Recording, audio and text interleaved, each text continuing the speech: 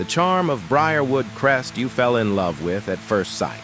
Surrounded by shiny lifestyle-style gates, the estate was half an hour from the city and looks like it stepped out of a City Life magazine. Elegant two-story homes filed the streets, each painted in warm pastel shades with white trim around the windows and long porches. Children rode bikes on cul-de-sacs without fear. Neighbors waved from newly mowed lawns, and it felt as though each tree had been strategically planted. The biggest selling point? The HOA. New owners were informed it was the cornerstone of the community's beauty and efficiency. Well-organized, well-financed, and responsive to all homeowner concerns, the brochure said. For families like the Corteses, new to the home, thrilled with suburban life, it was a dream. But under the facade of innocent suburbia was a dictatorship, and a man who dealt with it all by the name of Daniel Cross, the dictating president of the HOA. And he wasn't simply enforcing the rules, he was rewriting them. Daniel Cross was a cut above your typical neighborhood volunteer. In his tailored suits, fancy watch, and way with words, he was nothing like a suburbanite at all. But he was good at persuasion. Daniel was a former investment advisor with a glib resume and a magnetic personality who had moved into Briarwood Crest 5 years earlier and been voted to the HOA board in 6 months, sources said. A year later, he was president. At the outset, his vision sounded ambitious and exhilarating. He would modernize the community, increase property values, and transform Briarwood into a flagship neighborhood. They included enhanced security gates, a luxury spa-like clubhouse remodel, solar lighting for every street, and even a Briarwood community app. All of these improvements, he promised, would boost home values and make residents' lives better than ever. Homeowners were thrilled. He packaged it all in slick brochures, with elaborate budgets and community meetings where his presentations sounded like TED Talks. He would ensure cost control through revenue-neutral strategies and innovative vendor relationships, he assured. The changes were real at the beginning. The gates were replaced. New playground equipment was installed in the community park. Daniel appeared to be coming through. However, it wasn't long before the financial notices started. It started subtly. Homeowners were sent a notice about a one-time community enhancement fee of $300 to help along the improvements. Then there were the growing HOA dues, first by 15%, more recently by 30%, with a promise it would be normalized the next year. More and more, special assessment fees sprang up, each one linked to a particular project: pool retiling, digital signage installations, vendor transition fees. Within 2 years, dues had almost doubled, but some of the promised upgrades, including the smart streetlights and clubhouse gym, were sidelined or mysteriously re-evaluated. Questions were raised.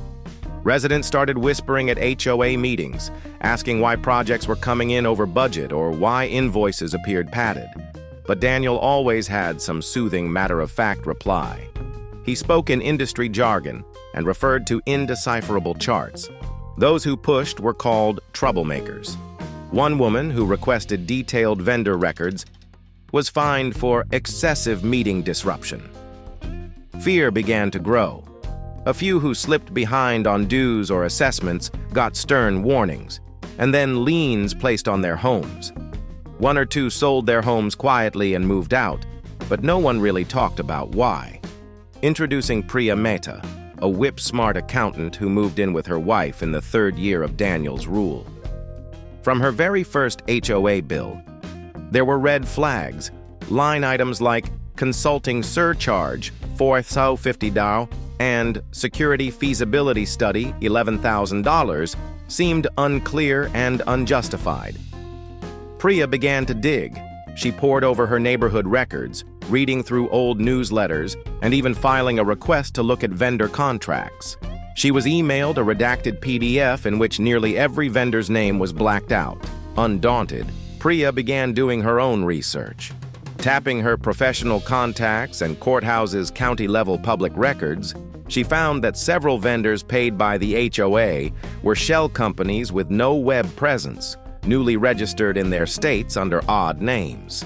Some were registered to UPS mailboxes or vacant storefronts. One or two had direct or indirect connections to Daniel Cross. When she mentioned it at an HOA meeting, Daniel interrupted her in the middle of a sentence. That week, she got a compliance violation letter for her mailbox being 2 inches too low. Priya knew that she could not do it alone.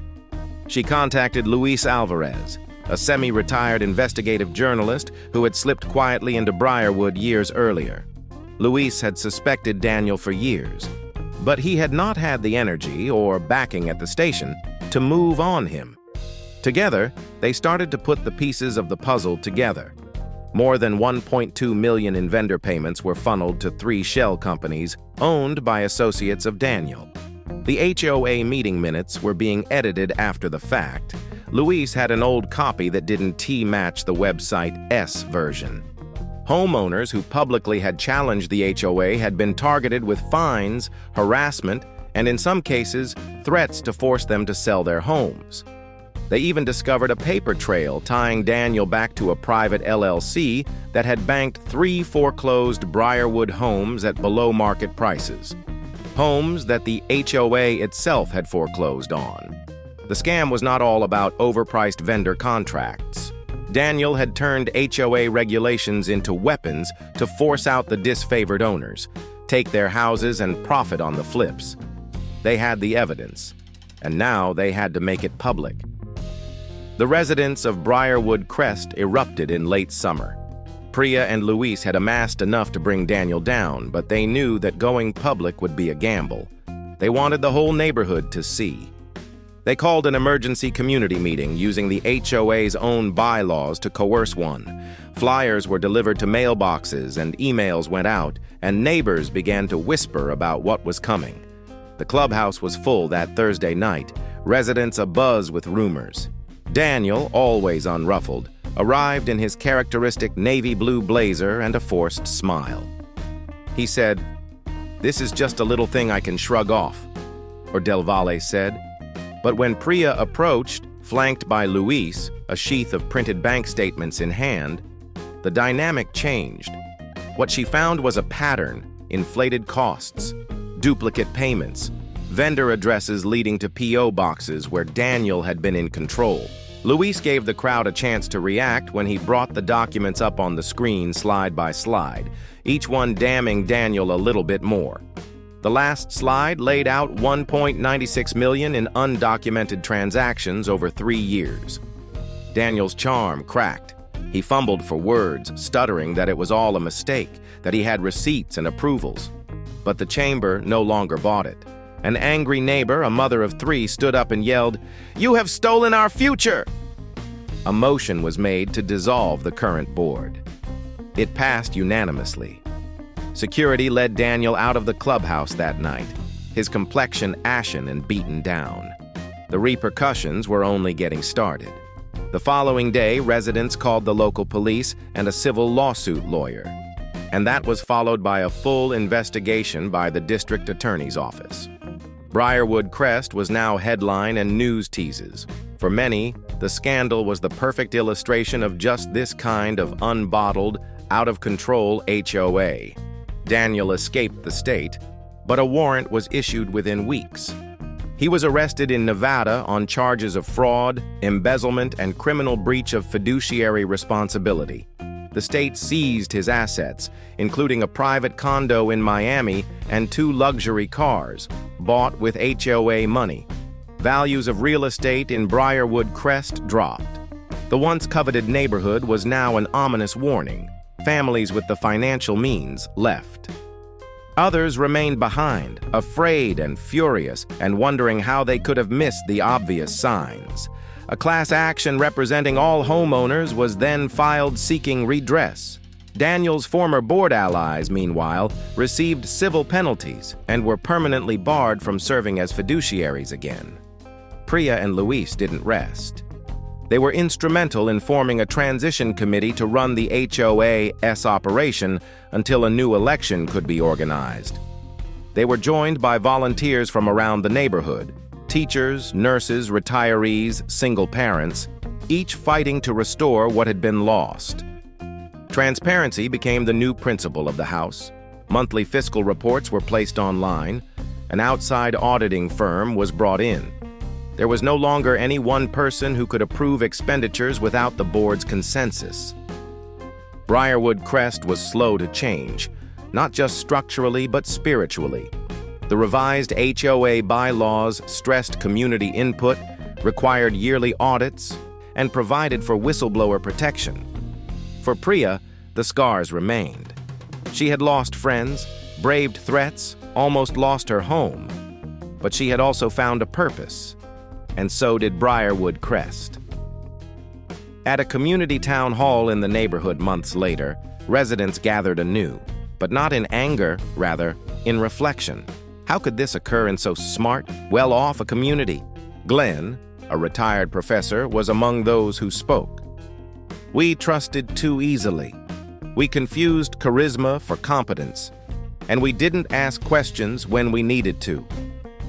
People ticked them off one by one, moments they overlooked, answers that Daniel declined to provide about finances, meetings that felt rushed or canceled, vague explanations that they had accepted without question. It was obvious. Silence had been Daniel's best friend, and the community's aversion to conflict had been its greatest weakness. The HOA not only let them down, it let itself down by failing to hold it to account. It was the harsh reality that they weaponized themselves with most effectively. Briarwood Crest is a different place 2 years later. The houses are still lovely, but the culture has changed. New families have come to town, attracted by the community's openness and resilience. A resident-led newsletter informs neighbors about the board. Annual elections are spirited and well-attended. Children play outside. Neighbors call one another by their first names. And on top of the clubhouse entrance, a new sign reads, "Accountability lives here now." Priya remains in her small townhome, her garden aglow each spring. Luis, the reporter to the core, is leading media literacy workshops now. But if the memory of Daniel's betrayal remains, so too does the pride of having rebuilt. Briarwood Crest was almost felled by a $2 million scheme. What emerged from the rubble, though, was more powerful than a scam, real community being rebuilt.